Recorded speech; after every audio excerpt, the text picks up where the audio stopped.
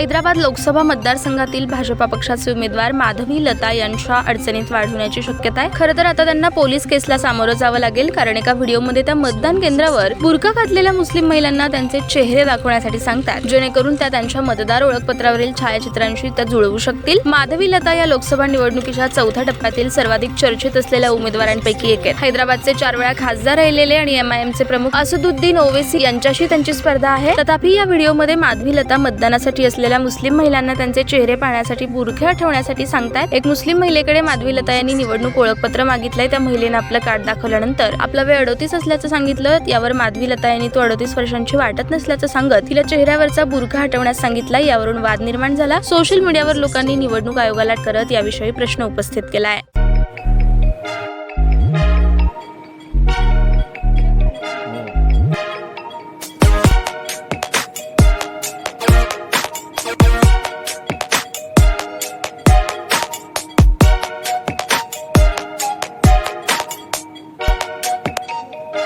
सोलापूर शहरातील सुप्रसिद्ध हॉस्पिटल म्हणजे सेंट्रल मल्टी स्पेशालिटी हॉस्पिटल मागील अनेक वर्षापासून सेवा बजावत आहे। 24 तास इमर्जन्सी सर्व्हिस, मॉडर्न टेक्नॉलॉजी, अनुभवी डॉक्टर्स तसेच अत्याधुनिक तंत्रज्ञान सुविधांनी सुसज्ज स्त्रीरोग प्रसूती विभाग, ऑर्थोपेडिक विभाग, मेडिकल विभाग आणि इतर एकमेव नाव म्हणजे सेंट्रल मल्टी स्पेशालिटी हॉस्पिटल। पत्ता गणेशपेठ शॉपिंग सेंटर, मंगळवार बाजार, सोलापूर।